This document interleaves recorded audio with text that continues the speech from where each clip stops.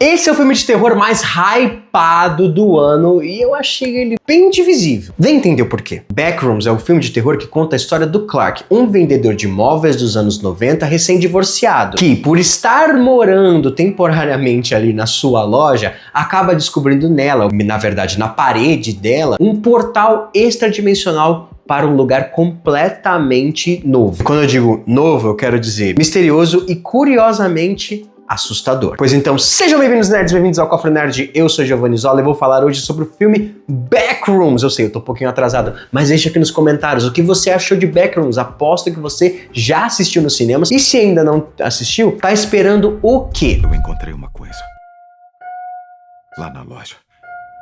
Tudo bem. O que você encontrou?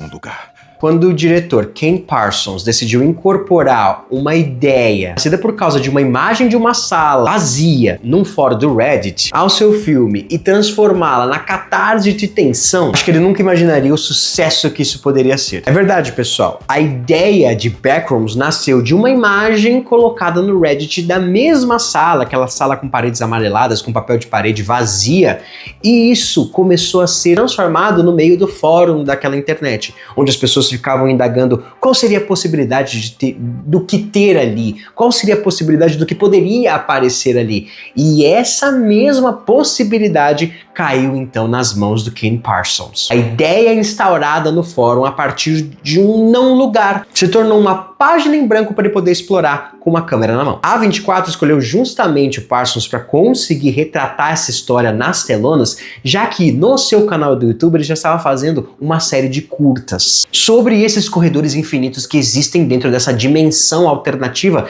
que foi criada a partir do momento que aquela foto do Reddit foi lançada. E tudo isso, a imaginação dele permitiu com que se tornasse um universo inteiro e viesse agora para as telonas. De verdade, que sacada. Por isso que a A24 tá saindo na frente de muito estúdio por aí. Vamos para a história. Clark, mesmo após a sua sessão de terapia com a doutora Mary Klein, que aqui é vivida pela Renette Reinsve, estrela do ganhador de Oscar Valor Sentimental, ele resolve ocupar o vazio existencial na sua vida com o prazer de sanar uma curiosidade sobre o infinito labirinto daquela dimensão que ele encontrou na parede da sua loja. Porém, os problemas começam quando a gente entende uma das inspirações, pelo menos para mim, para aquela história. A lenda do Minotauro. Um labirinto infinito e misterioso que serve de lar para uma criatura monstruosa e assassina. E por isso, lógico, assustadora. Nesse momento, Backrooms já te ganha completamente. Pelo menos me ganhou. O filme, ele transita sabiamente, cara, de verdade, sabiamente de câmeras normais, que a gente tá acostumado para filmes, para câmeras de mão. Tudo isso corrobora pro efeito de nos deixar estáticos no cinema. De verdade, eu não conseguia respirar em certos momentos. Acho que a grande beleza dessa ansiedade tá em como o Parsons trabalha os seus ângulos e takes. O fato de não existir nada ao fundo de cada corredor atua em conjunto com as infinitas possibilidades de qualquer coisa poder aparecer lá. De cada virar de câmera, podemos dar de cara com aquela criatura que pode ser o Minotauro. Com qualquer coisa que possa ser aquele Minotauro. Eu tô usando o Minotauro aqui, pessoal, como uma forma de exemplo, tá bom? Conforme Clark vai investigando e acaba envolvendo seus funcionários ali da loja, que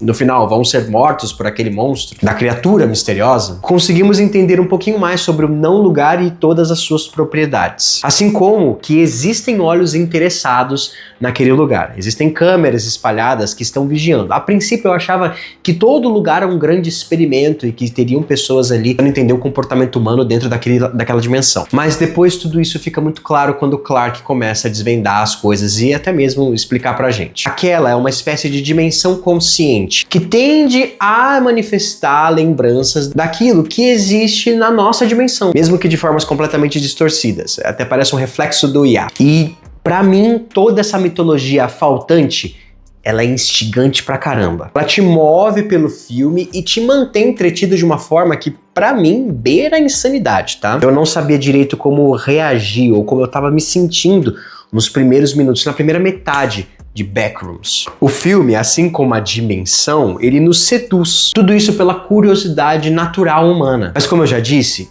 esse filme me deixou dividido. Ele me deixou conflitante. Se a primeira metade me prendeu demais, é aqui que os meus sentimentos começam a mudar. Não me entendam mal, todos os conceitos visuais, de construção de mundo, são todos perfeitos. Os pilares daquele mundo e as leis que o mantêm vivo são instigantes pra caramba. E pra mim, me remeteu ao gato de Schrödinger. Aquele experimento que você coloca um gato numa caixa com um veneno. Existem dois universos. Um em que o gato abriu o dispositivo e comeu o veneno, e outro que o gato não abriu o dispositivo, não comeu o veneno e por isso está vivo. Então, um em que o gato está morto, outro que o gato está vivo. Se você não abre a caixa, ambas as dimensões estão existindo ao mesmo tempo. É a partir do momento que você abre a caixa que uma delas deixa de existir. E tudo isso faz com que o final seja um grande buraco em aberto para deixar o telespectador preencher como quiser. Então, não é um filme para preguiçoso. Em certo momento, o Clark atrai a Mary, a sua terapeuta, para esse não lugar e prende ela ali, em meio a um dos seus devaneios, porque ele já começa a perceber o que é aquele lugar para ele. Enquanto isso, a gente começa a desvendar o maior mistério de todos. É para nós revelada a instabilidade e o narcisismo do Clark. Que tudo isso já foi insinuado ali na sessão de terapia no começo. O fato dele ter se divorciado da esposa, de não enxergar que nele também tem um problema. Mas tudo isso toma forma quando é nos revelado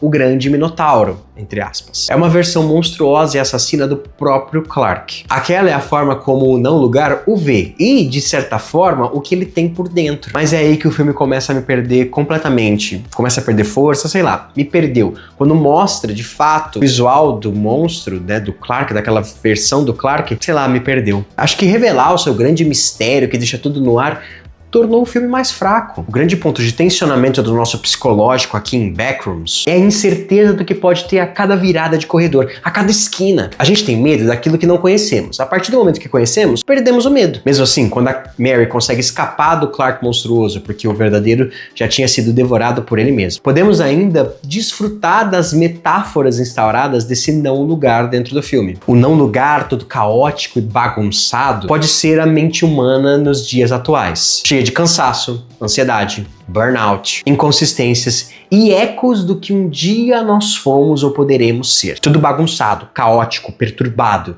exatamente como Clark estava. Será que é assim que nós seremos lembrados? Espero que não. Ao final, nós descobrimos quem estava por trás daquelas câmeras. Uma empresa científica acaba salvando, porém capturando a Mary após a destruição ali do Clark monstruoso. Mary, que até ali não tem mais como voltar para casa. Tanto a sua casa atual, quanto a sua casa de infância, que é mencionada durante todo o longa, que foi destruída depois que sua mãe foi internada. Talvez por isso ela decidiu ser psicóloga. E no fim, a gente vê uma versão da Mary dentro do não lugar, deitada na cadeira, né, esparramada na cadeira e completamente vazia, ou completamente faltante. Falta de pedaços ali. Talvez uma mulher ainda pegada ao passado, que não consegue viver o seu futuro. Por fim, Backrooms consegue construir uma história eletrizante e catatônica, que nos deixa assim por pelo menos 60% do seu filme. Sempre desconfiados do que pode ter no canto do olho, mas que tropeça na entrega de algo que talvez precisamos que seja entregue. E vocês? Deixa aqui nos comentários, vocês gostaram de Backrooms ou não? Muito obrigado por terem assistido até aqui e até a próxima, nerds. Fui!